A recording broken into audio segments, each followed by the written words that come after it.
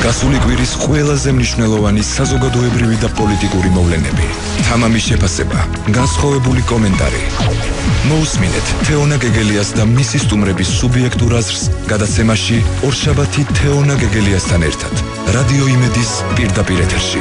ორშაბათი თეონა გეგელიასთან ერთად.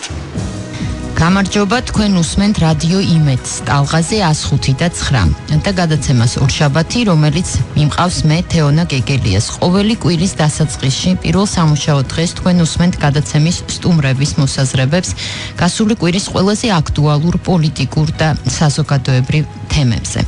გასული კვირის და არა მხოლოდ გასული კვირის, ალბათ ერთ-ერთი ყველაზე მნიშვნელოვანი და თემა გახლდათ საპატრიარქოს ირგვლივ მიმდინარე პროცესები, დეკანოს გიორგი მამალაძის საქმე და ამის შესახებ მედიას ცდა არ დაუკლია და დღემდე ეს პროცესი ბუნებრივია გრძელდება და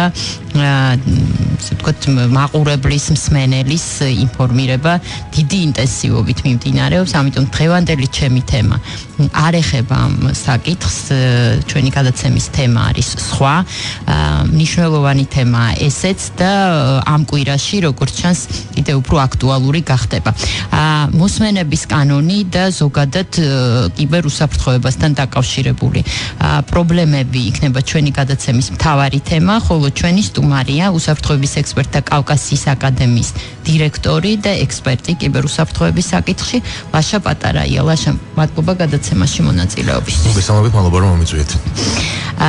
ესე იგი, საქმე ის არის, რომ ამ კანონის, ასე ვთქვათ, ფარული საგამოძიებო მოქმედების შესახებ კანონ პროექტი ქვია და პარლამენტმა მარტის ბოლომდე უნდა მიიღოს ეს კანონი, რადგან ასე განსაზღვრა საკონსტიტუციო სასამართლომ. დღეს 5 საათზე იქნება პარლამენტში ბიუროს სხდომა, რომელზეც ამ საკანონმდებლო პაკეტს განიხილავენ გასულ დღეებში.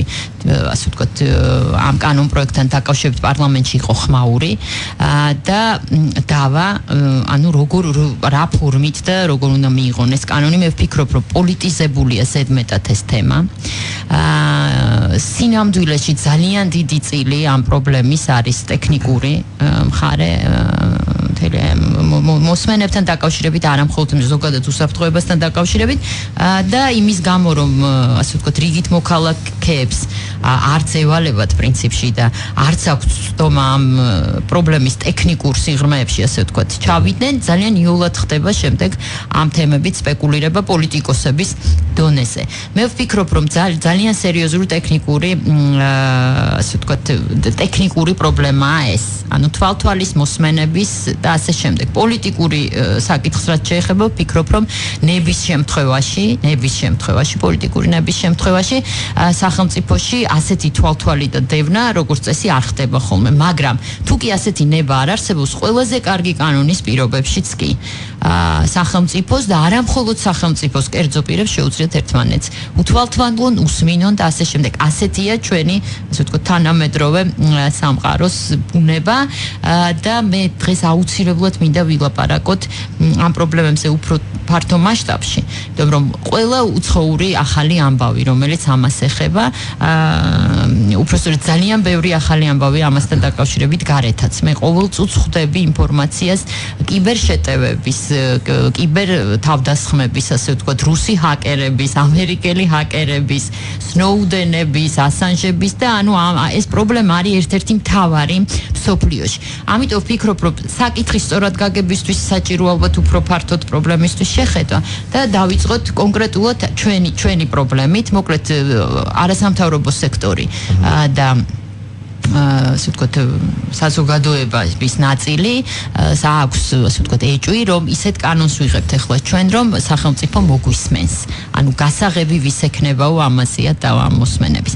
არის სინამდვილეში ეს პრობლემა თუ არა? იქნებ აი ამ კანონთან დაკავშირებით გითხრა და მე უფრო ცვლად ვილაპარაკოთ. კარგით, მოდით ტექნიკურ ნაწილში შევიდეთ მცირედით, რამდენადაც შეუძლებთ რომ ეს გასაგები იყოს ყველასთვის. ჩვენ არ უნდა მოვექცეთ იმის ილუზიაში, რომ მხოლოდ მობილური ოპერატორების, ასე ვთქვათ, მათი ინფრასტრუქტურაზე დაშვებით შეიძლება მხოლოდ მოსმენა. ამას ითხოვს ლიბერალური ნაწილი, ასე ვთქვათ. ეს რასაკვირველია, ეს არის ძირითადი, ასე ვთქვათ, მიდგომა, ძირითადი მოდელი, როდესაც ლაპარაკია ფარულ სატელეფონო მიყურადებაზე, რასაკვირველია, სწორედ ხორციელდება მობილური ოპერატორების, ასე ვთქვათ, ინფრასტრუქტურის გამოყენებით. თუმცა არის რიგი სხვა საშუალებების, საკმაოდ პოპულარული და ათვისებული, ასე ვთქვათ, სამართალდამცავ სექტორში და არ ნიშნავს გასაღებების, ასე ვთქვათ, ქონა პრივილეგიას, რომ მხოლოდ მათ შეუძლიათ მოსმენა.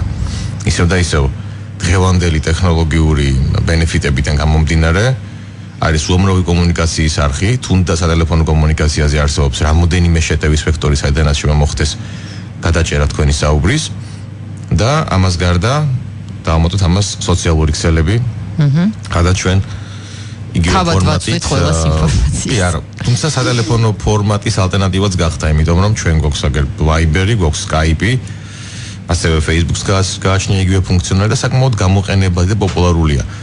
ალბათ უფრო საშიში არის ეს ნაწილი და რატომ? ადამიანებს აქვს გარკვეული განცდა ანონიმურობის, როდესაც ადარებენ ერთმანეთს ტელეფონს, ანუ კლასიკურ სატელეფონო საუბარს და საუბარს სოციალური მედიით. აი არის ხოლმე დახურულ ჩატში გონიათ რომ ეს დაცული. ხშირად მსმენი ესეთი მითები, რომ აი Viber-ში უფრო დაცულია თქვენი კომუნიკაცია და ნაკლებად არის მოსმენადი. Viber-ის, ისევ და ისევ Facebook-ის და ნებისმიერი სხვა სოციალური მედია საშუალება ეკომდებარება მოსმენას, ეს აღარ არის რაღაც სარაკეტო მეცნიერება. ეს არის ჩვეულებრივი თქვენი საუბარი არის თქვენი ჩვეულებრივი ქსელური ტრაფიკი, რომელიც ანალიზდება, მის დეშიფრაციაც არ არის პრობლემა რეალურ დროში. ამიტომ უფრო მეტი ვექტორი არის თქვენი მიყურადების, ვიდრე მხოლოდ ტელეფონი. მე ვთვლი, რომ ტელეფონი მაინც ალბათ ყველაზე უფრო ნაკლებიც კი, იმიტომ რომ ჩვენ ახლა ხან აკადემიაში დავამუშავეთ ეგეთი მიმართულება, ქვია სისხლის თეორია და აქტიურად სწავლობთ, ასე ვთქვათ, ვიკვლევთ ამ ფენომენს და ერთ-ერთი რასაც წავასწრით, რაც რელევანტური შეიძლება იყოს ამ თემისთვის, ეს საინტერესო სტატისტიკა იყო, რომ ყველაზე მეტად ადამიანები იტყუებიან სწორედ სატელეფონო კომუნიკაციის დროს. კი პირველი, ასე ვთქვათ, ყველაზე პოპულარული არხია ამ ხრივ ტყუილის. ამდენ ადამიანებმა ან იციან გააზრებულად, რომ ისინი ეკომდებარებიან გარკვეულ კონტროლს, ან რაღაც რეფლექსის ზონაზე გვაქვს გამომუშავებული და ისეც არაფერს არ ვამბობთ. ანუ სატელეფონო საუბრები არ არის ჩვენი ვიტალური კომუნიკაციის არხი, რომლითაც გავსემთ რაღაცა ისეც, რომელიც შეიძლება ჩვენი კომპრომეტაციის საშუალება გახდეს. ოს ნაკლებად ყოველ შემთხვევაში. დავაგანებოთ ამასაც სახელმწიფო ჩვენი უსაფრთხოების უწყებების გარდა, სამართალდამცავი უწყებების გარდა, ჩვენ უნდა მივაქციოთ ყურადღება იმასაც, რომ ჩვენ ძალიან ბევრი სხვა ჯგუფის მიერ შეიძლება ვიყოთ მოწყვლადი. შეიძლება იყვნენ უბრალოდ ჰაკერები, რომლებიც მაგალითად დაიქირავა ინტერესთა ჯგუფმა. ეს შეიძლება იყოს უცხო ქვეყნის სპეცსამსახური, შეიძლება იყოს მობილური პროვაიდერი თავად, ჩვენ ხო არ ვიცით მათი ეს თქვათ სრული ტრანსპარენტულობა ამ ხრივ არ არის და ძალიან ბევრი სხვადასხვა ვექტორი არსებობს ჩვენი მოწყვლადობის პრივატულობის საკითხში. ამიტომ მე ცალსახად არ გამიჯნავდი სახელმწიფო სექტორს და ეს არ არის აიმე პრივილეგია განსაკუთრებული. ისევ და ისევ ფარული სატელეფონო მიყურადება და ეხლა უკვე ფარული ინტერნეტ საკომუნიკაციო მიყურადებაც ეს არის ერთ-ერთი ალბათ უმთავრესი ინსტრუმენტი ეროვნული უსაფრთხოების უზრუნველყოფის. ჩვენ შეიძლება ვისაუბროთ იმაზე, რომ გაიმიჯნოს პოლიციური და სპეცსამსახურული სექტორი. პოლიციური სექტორი ისედაც ვერ მოახდენს მოქალაქის ფარულ მიყურადებას, იმიტომ რომ ამას უბრალოდ ვერ გამოიყენებს სამართლებრივად. ხო. თუმცა არსებობს სპეცსამსახურული სექტორი, რომელსაც შეიძლება კონდეს ლავირების უფრო მეტი საშუალება გამომდინარე ოპერატიული საჭიროებებიდან. და ეს არის ის ინსტრუმენტი, რომელიც ჩვენ გვიცავს ძალიან ბევრი საფრთხის, ასე ვთქვათ, აღკვეთის საქმეში. პრევენციას ახდენს რეალურად სპეცსამსახური, იგივე ეს იქნება ტერორისტული საფრთხე, ეს იქნება უცხო ქვეყნის სპეცსამსახურების და მათი ქსელების გამოვლენა და შეუძლებელია ამ ინსტრუმენტის გარეშე, ასე ვთქვათ, მოხდეს ეროვნული უსაფრთხოების ადეკვატური უზრუნველყოფა. ის კითხვა თუ ვინ უნდა აკონტროლოს ის ვინც მაკონტროლებს, მე ძალიან ძველი კითხვა არის და ჯერ კიდევ მოდის ძველი რომიდან და იარსებებს მანამ სანამ არსებობს რაიმე პრივილეგირებული ტექნიკური საშუალება. და ესეთი უფრო და უფრო მეტი იქნება, იმიტომ რომ ჩვენ ვართ ტექნოლოგიური პროგრესის სივრცეში, მათ შორის საქართველოს ფეხს უბავს ამ ტექნოლოგიურ პროგრესს მის დაუნებურად. ეს არის გლობალური ტრენდი, ჩვენ ამას ვერ ჩამორჩებით, ვერც უარს ვერ ვიტყვით, იმიტომ რომ ადამიანები მიეჩვინენ ძალიან დიდ კომფორტს, რომელიც მათ მისცა ამ ტექნოლოგიებმა. ეს არის ის, რომ ჩვენ შეგვიძლია ვისაუბროთ ასეული კილომეტრების დაშორებით ერთმანეთი დავინახოთ, კონდეს ჩვენს ოჯახის წევრებთან და მეგობრებთან სხვადასხვა კონტინენტებზე მათ შორის კომუნიკაცია და ეს ისეთი ფუფუნება არის, რომელიც გვავიწყებს ამ ფუფუნების ფასს და ეს ფასი არის პრივატულობა. რასაკვირველია ეს იქნება. და ასევე უსამართლოდ მიმაჩნია ადამიანების მხრიდან იმაზე აპელირება, რომ მათ აწუხებთ პრივატულობა და ამ დროს თქვენ შეიძლება გადაავლოთ თვალი ძალიან ბევრ Facebook პროფაილს მონ საქართველოში და ნახავთ აბსოლუტურად ღიაობას და ტრანსპარენტულობას. ამდენად მე მგონია, რომ ეს აზრი, ეს განწყობა, რომელიც შექმნილია საზოგადოებაში და უფრო მეტად ალბათ სამოქალაქო სექტორში, ეს არის ინსპირირებული. სპეცსამსახურულ საქმიანობაში არის ესეთი ლაშა ერთი წუთით ჩაგეკითხებით ან რომ დავაზუსტოთ თემა. მე სტუმარი მყავდა ასე ვთქვათ წინა გადაცემაში და მან თქვა ასეთი რამ, რომ ჩვენ ვასუსტებთ უსაფრთხოების სამსახურებს ამ აჟიოტაჟით. არის ეს მართალი თუ არა? ეს არის მაგას ვამბობდი. ეხლა ესე იგი სპეცსამსახურულ საქმიანობაში არის ესეთი ვასუსტებთ და სინამდვილეში ისეთივე დაუცველები ვრჩებით, როგორებიც ვიყავით. არის ესეთი მოდელი, როდესაც რომელიმე ქვეყანაში, რომელიც არის შენი სამიზნე ქვეყანა, იქ ხდება ცვლილება იმ სექტორში, რომელშიც შენ გინდა, ასე ვთქვათ, რომ დაშვება მიიღო, მიღებული მოდელია, რომ შექმნა გარკვეული განწყობა, შექმნა ინსპირაციები, მოახდინო ამ უწყებების დისკრედიტაცია და აქედან გამომდინარე ისარგებლო ამ ქაოსით იმისათვის, რომ გაატარო შენი ინიციატივები თუნდაც საკანონმდებლო დონეზე. ხო. ამდენად მე აქეთკენ ხედავ ყველა ნიშანს ამ მიმართულებით, იმიტომ რომ არაბუნებრივია სამოქალაქო სექტორში ძალიან ბევრი, ასე ვთქვათ, მოთამაშის მიერ ამ განწყობის შექმნა. იმიტომ რომ ძალიან ბევრმა ასეთმა ორგანიზაციამ თავად ძალიან კარგად იცის რა არის ეროვნული უსაფრთხოება, ისინი ეწევიან რიგ შემთხვევაში კვლევით საქმიანობას, რიგ შემთხვევაში აანალიზებენ უსაფრთხოების სტრატეგიებს და მათ ყავთ ის საკადრო რესურსი, რომელიც მათ ეტყვით, რომ ეს არის ეროვნული უსაფრთხოების ძალიან ჩვეულებრივი პროცესი და რომ ფარული მიყურადება და ფარული აუდიო მიყურადება განსაკუთრებით, ეს არის ერთ-ერთი ვიტალური ინსტრუმენტი, რომელზეც შეუძლებელია კონდეს დაშვება რომელიმე სამოქალაქო სუბიექტს. აქედან გამომდინარე, ეს მგონია ხელოვნურად შექმნილი და რა კი ეს შეიძლება იყოს ხელოვნურად შექმნილი, შესაბამისად ატარებს უკვე ნიშნებს მუცხოვ ქვეყნის სპეცსამსახურების ჩართულობასაც. ისევ და ისევ ჩვენ ხშირ შემთხვევაში სამოქალაქო სექტორში, საზოგადოებაში ზოგადად ძალიან ირეალურად გვეჩვენება ხოლმე ეს სპეცსამსახურებზე საუბარი და რაღაც ვაკავშირებთ ჰოლივუდურ ფილმებთან და ფანტაზიებთან.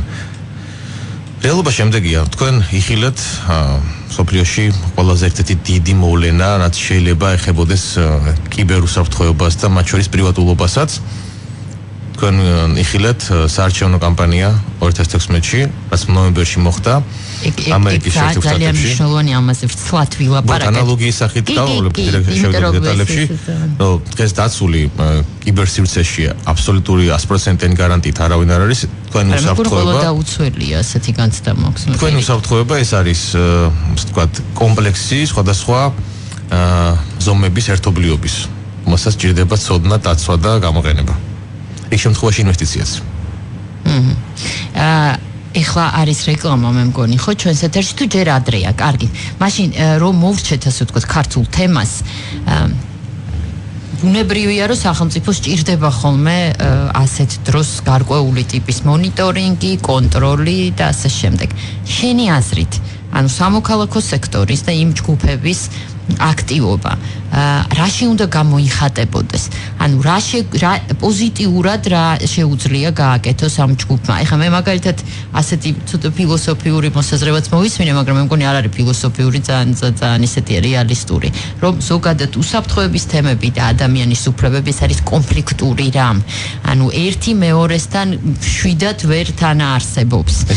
არის სადღაც ზღვარი, სადაც შეგვიძლია რომ ისე რომ არ დავაზიანოთ უსაფრთხოების ინტერესები, დავიცვათ ადამიანის უფლებები. ანუ მე მაინტერესებს, როდის შემიძლია დავიჯერო იმ ადამიანების, ვინც რეალურად ცდილობს, რომ რაღაც ნორმალური კანონმდებლობა გქონდეს ამ სფეროში. რა არსებობს ორი დილემა. ერთი ეს არის მოქალაქეებისთვის და ფორმულა მარტივია. როდესაც თქვენ ირჩევთ მეტ კომფორტს, ავტომატურად იღებთ მეტ რისკს უსაფრთხოებაში. როდესაც თქვენ არჩევთ მარტივ პაროლს, ავტომატურად უფრო მოწყვლადია თქვენი პაროლი, ხო? როდესაც თქვენ ირჩევთ კომუნიკაციის უფასო საშუალებას, მაგალითად Viber-ს ან იმის მსგავს აპლიკაციას, თქვენ ვერანდობით მის უსაფრთხოებას. ანუ ჩვენ ადამიანები ყოველთვის ვირჩევთ კომფორტსა და უსაფრთხოებას შორის. და ეს ბალანსი ძალიან რთული დასაცავია. ამდენი მომხიბვლელი ტექნოლოგიური ბენეფიტის პირობებში. მეორე დილემა ეს არის უკვე სახელმწიფოს მხარეს და მათ ეს დილემა. უზრუნველყონ ეროვნულ უსაფრთხოებას სრულად თუ გადაიკვეთონ ადამიანის უფლებებში და იყოს უხერხული კითხვები და უხერხული კოლიზიები, ასე ვთქვათ, სამართლებრივ ნაწილში. ეს ორი დილემა მუდმივად იარსებებს და შეუძლებელია იდეალური რეცეპტი დადოთ, ასე ვთქვათ, ოქროს შუალედის, იმიტომ რომ ჩვენ არ ვცხოვრობთ ისეთ გარემოში, რომელშიც ჩვენ გვაქვს მხოლოდ კლასიკური საფრთხეები და ამ საფრთხეებს შეგვიძლია ყოველთვის ვებრძოლოთ ერთ-იგივე მოდელით და გადაწყვეტილებებით. ჩვენ გვაქვს ძალიან დინამიური საფრთხეების სივრცე, სადაც იმატებს და უფრო მრავალფეროვანი ხდება კრიმინალი, იმატებს ტერორიზმის საფრთხე და უფრო ჭკვიანი ხდება, ასე ვთქვათ, დანაშაული. საფრთხე მატულობს ჰაკერების მხრიდან, სპეცსამსახურების მხრიდან და მუდმივ დინამიკაში, მუდმივ ქაოსში შეუძლებელია ყოველთვის მიექცეს ამ კლასიკურ მოდელებს ყურადღება.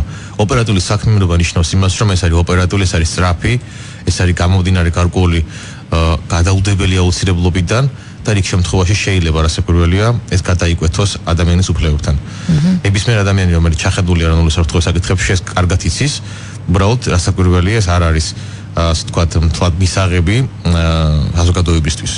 მაგრამ მეორე მხრივ ეს არის ის ფასი, მეგობრებო, რომელსაც ჩვენ ვიხდით ჩვენი უსაფრთხოებისთვის. არც ახლა არ არის რეკლამის, კარგით რეკლამა ახლა ჩვენს ეთერში და შემდეგ გავალთ ასე ვთქვათ საქართველოს საზღვრებიდან. დაგველოდეთ. ორშაბათი თეონა გეგელიასთან ერთად რადიო იმედის პირდაპირ ეთერში.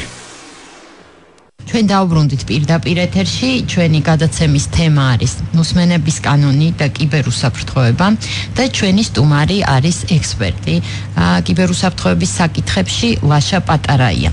ჩვენ ვილაპარაკეთ ქართულ რეალობაზე ამ თვალსაზრისით მოსმენების კანონს ვიღებთ და არის დიდი ასე ვთქვათ დავა.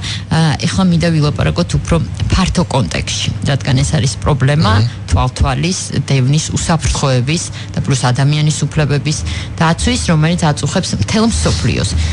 არ არის დაცული სახელმწიფოები არიან დაუცველები, არათუ ცალკეული ადამიანები.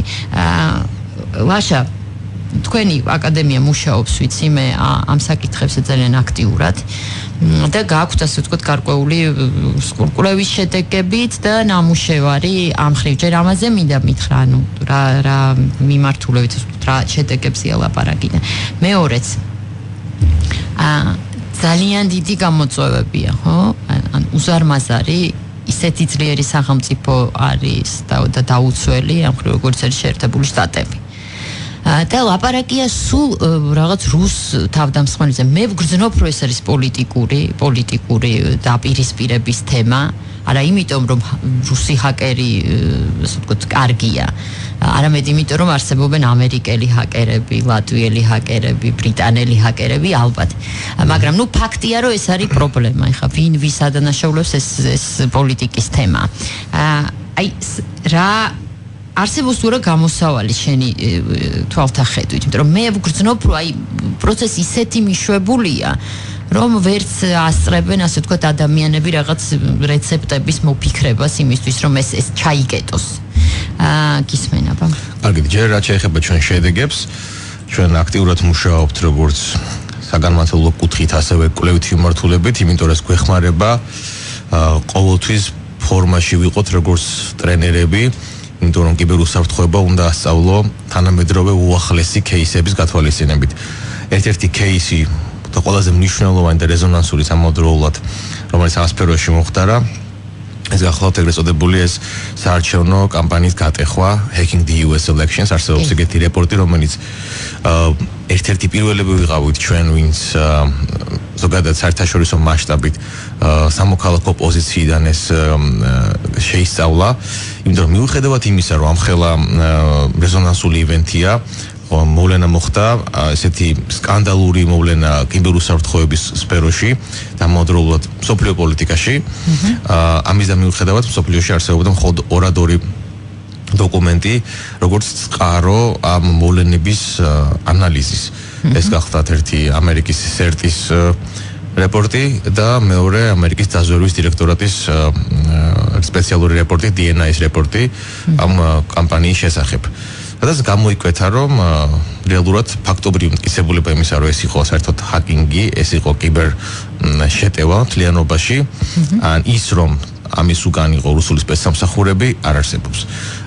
კვლევა პირადად განხორციელე მე, საკმაოდ ვრცელი კვლევა არის ხელმისაწვდომი ჩვენი აკადემიის ვებგვერდზე globalcase.org, მხოლოდ ინგლისურ ენაზე. და ასე ვთქვათ თეზისი რაც იქნა აღებული, ეს იყო ის, რომ იყო თუ არა ეს საერთოდ ჰაკინგი. იმიტომ რომ ასე იყო მოწოდებული მედიაში. ლაბორატორია დემოკრატიული პარტიის აქვია DNC-ს ასე ვთქვათ გატეხვაზე კომპიუტერები, საიდანაც ასე ვთქვათ ბევრი ისეთი დახურული ინფორმაცია წაიღეს და თითქოს ამით რუსმა ჰაკერებმა ხელი შეუწყეს, ასე ვთქვათ დაეხმარნენ გამარჯვებას და ჰილარი კლინტონის დისკრედიტაციით უბრალოდ ხელი შეუწყეს დონალდ ტრამპის გამარჯვებას. ამას ისეთი სანქციები მოყვა, ამას ბოლო დღეს ასე ვთქვათ წასვლის.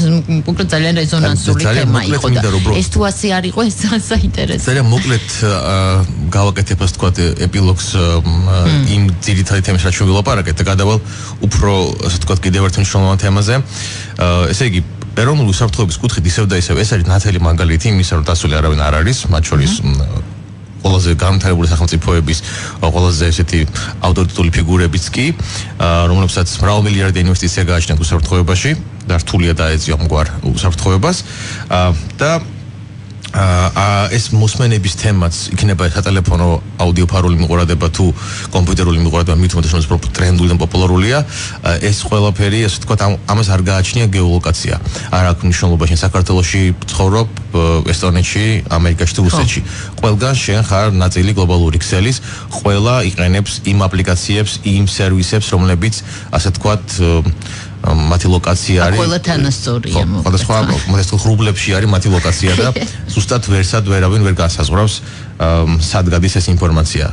ინტერნეტში არაფერი არ იშლება, ინტერნეტს ვეძახით ჩვენ სალექარ, სადაც ვერაფერს ვერ წაშლი შენ ინფორმაციას, იმიტომ რომ უამრავი backup სისტემა, რეზერვაციის სისტემები არსებობს, ილექება ეს ინფორმაცია, ინახება და რეალურად პრივატულობის გარანტიები აღარ არსებობს. ამას შევეგუოთ და აქ მხოლოდ სახელმწიფო, მხოლოდ ასე ვთქვათ როგორც ამერიკაში ისინი ხოლმე Big Brother, უფროსი ძმა და Uncle Sam და ასე შემდეგ, ეს არ არის. ანალოგიური ტრენდები იყო ამერიკაში, მაგრამ სამოქალაქო ცნობიერებამ მიაღწია იმ დონეს, რომ მიხვდნენ, რომ არ არის მხოლოდ სახელმწიფო და პირიქით სახელმწიფო უბრალოდ რომ იცავს მათ უსაფრთხოებას და არა ხელყოფს. დავუბრუნდები ისევ თემას, იმიტომ რომ ეს თემა ძალიან საინტერესო მედიისთვის. კი. და რატომ?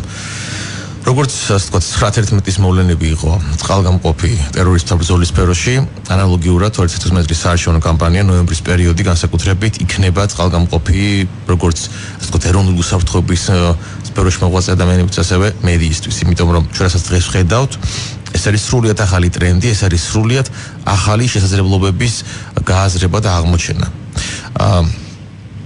და ჩვენ ხედავთ რომ კიდევ ეს არ იყო ჰაკინგი, რასაკვირველია, იყო გარკვეული კიბერშეტევები ამ კამპანიის დროს.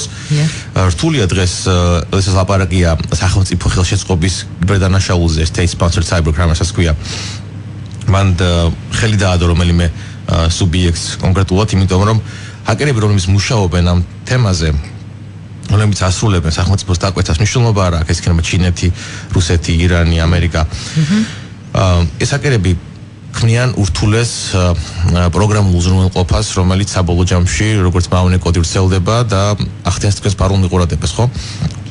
და უფრო ბევრად მაგრები არიან, ასე ვთქვათ, საკუთარი თავის დამალვაში, ვიდრე ამ კოდის შექმნაში. პირველი რასაც შენ აკეთებ, ახლა რაც გამიკვირდა, როდესაც იყო გავაანალიზე ეს რეპორტები, იქ ასეთ აპელირებდნენ, რომ ეს იყო რუსეთის განხორციელებული კიბერშეტევები, იქ იყო საუბარი რაღაც რიგ ფრაგმენტებზე პროგრამული უზრუნველყოფის, რომელშიც იქნა აღმოჩენილი რუსული კლავიატურის მომენტები, კოდში, როდესაც გაუკეთეს რევერსიული ინჟინერია, რომ დროითი სარტყელი პროგრამის, როდესაც შეიქმნა, ემთხვევა რუსულს და ბევრი ესეთი რამ. როდესაც შენ გინდა რომ გატეხო რაღაც, მოდი ასე ვთქვათ, პირველი რაც აკეთებ სრულიად შენთან არა ასოცირებულ სივრცეს და პირიქით გამოიყენებ მაგალითად ჩინურ კლავიატურას, გამოიყენებ იქაურ დროით სარტყელს და მაქსიმალურად შეფუთავ იმას, რომ ეს გავდეს ხვის გაკეთებას, ამას ქვია plausible deniability, ანუ პასუხისგებლობის თავიდან არიდების ელასტიურობა, რომელიც გამოიყენება სამთავრობო დონეზე. ანუ ჰაკინგის кейსი მხოლოდ ილუსტრაცია ჩვენი უსაფრთხოების. და რასაც ჩვენ ვხედავთ ახლა უმთავრეს პრობლემა რაც წავიდა ჰაკინგის მიღმა, ეს არის საინფორმაციო კამპანიები, რომლებიც პირდაპირ მიზანმიმართულად ხორციელდება. რეალურად ჩვენ ვიხილეთ პირველად სოფლიოში ტროლინგი, როგორც საზოგადოებრივი აზრის განპირობების და განსაზღვრის ინსტრუმენტი. დღეს ძალიან თვალშისაცემი და ასეთი მასშტაბის არ ვიცი. და ძალიან რთული გახდა გაარჩიო ყალბი და ავთენტური სიახლე. ანუ ადამიანები შედიან სოციალურ ქსელში, მე ვიცი ეგეთი რესურსი არსებობს ჩიტი ნიუსი, რომელიც როგორც ვიცი არის კომედი ნიუსი, რაღაც ინგლისური ჟანრის არის და ბევრ ადამიანს ცნობიერების დაბალი დონის გამო ამ სფეროში ვერ არჩევს, უჭერს გაარჩიოს ეს იმართლია თუ რეალობა. მე რას მოყვება უკვე ბევრი რაღაც დაზიანება ინფორმაციის, როცა გადასცემენ სხვას ვერბალურად და საბოლოო ჯამში ემგვანება ჭორს ან რაღაცა გაურკვევლობაში ვექცევით ხოლმე. ანუ ტროლინგი ეს ახალი საფრთხეა. ახალი საფრთხე არის სოციალური მედია არხები, რომლებიც რიგ შემთხვევაში არც აკრედიტაცია გააჩნიათ, არც არაფერი და უბრალოდ არქმევენ თავიანთ ვებგვერდ საინფორმაციო სააგენტოს და წერენ ნიუსებს. და რასაკვირველია ამ ყველაფრის მსხვერპლი ხდება მომხმარებელი, რომელსაც არ გააჩნია ის ანალიტიკური უნარები, რომ გავიდეს საბოლოო წყაროზე და გადაამოწმოს ავთენტურობა. დავანებოთ თავი მხოლოდ ახალ მოთამაშეებს, ეს ყოველთვის იქნება, ასე ვთქვათ, ამის საფრთხე, მაგრამ ჩვენ ვნახეთ დიდი მოთამაშეებიც. ჩვენ ვნახეთ CNN-ი, ჩვენ ვნახეთ BuzzFeed-ი, ჩვენ ვიხილეთ Washington Post-ი და New York Times-ი და ეს რეპორტი ჩვენთან ეს გაშლილი მაქვს ფართოდ, რომლებიც ასევე მიზანმიმართულად ჩართული იყვნენ კამპანიაში ტრამპის წინააღმდეგ. ასაკვირველია, გამოიხატა ის, რომ კონკრეტულ ასე ვთქვათ მეინსტრიმ მედიაში კონკრეტულ მოთამაშეებს გააჩნიათ პრეფერენცია გარკვეული პოლიტიკური სუბიექტის მიმართ. ისევე როგორც სხვა თემაა გეთანხმები, მაგრამ შოკი იყო ჩემთვის CNN-ის სიუჟეტი. აი კლასი იყო სრულად დაკარგული, ანუ თუ კი ხარისხი არსებობს ლაპარაკია ალბათ იმ სიუჟეტზე, ხო, მათ შორის სადაც ტრამპს კლავენ თითქოს ეს იყო იმის წინ, რა ქვია. სხვა ამბებზე, მაგრამ ეს იყო ძალიან თვალშისაცემი. თუ გახსოვთ რომ დააბრალეს რომ მათ პირველად რაც გააკეთა შევიდა კაბინეტში აიღო ლუთერ კინგის ასე ვთქვათ ბიუსტი და რომელიც იყო აბსოლუტურად fake news-ი. რეალურად ეს ამ დონის კლასიდან გადახვევა ესეთი მოთამაშეების მხრიდან ჩვენთვის ნიშნავს იმას, რომ ეს არის ალარმიზაციის ნიშანი ჩვენთვის.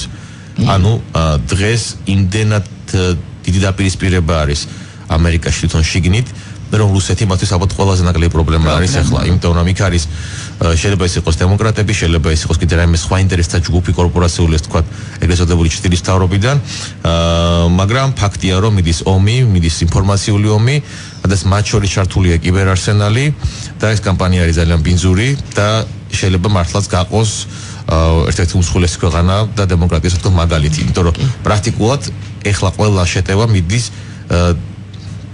ლეგიტიმურობის წინააღმდეგ ტრამპის, რომელიც იყო არჩეული დემოკრატიულად და მაშასადამე მიდის შეტევები სუვერენიტეტზე ქვეყნის მთლიანად.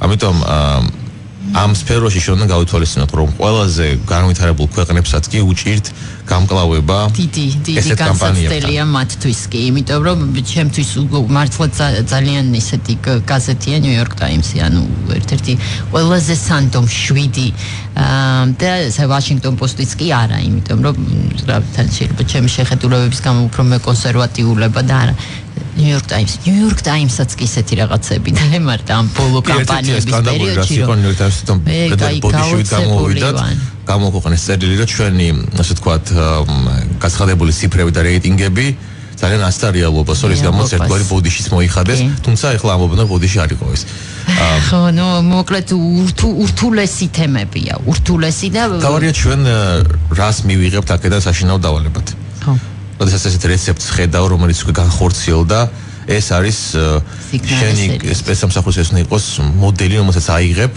და გაითვალისწინებ ხო და არ ვიცი ასე ვთქვათ ჩვენ უფრო მეტად უნდა დავსვათ კითხვები არა მეტად სატელეფონო კლასიკურ ძველ მოდელებზე ისევ და ისევ გარწმუნებთ რა აუდიო თქვენ სატელეფონო საუბარი მარტივად რომ შეხოთ ეს არის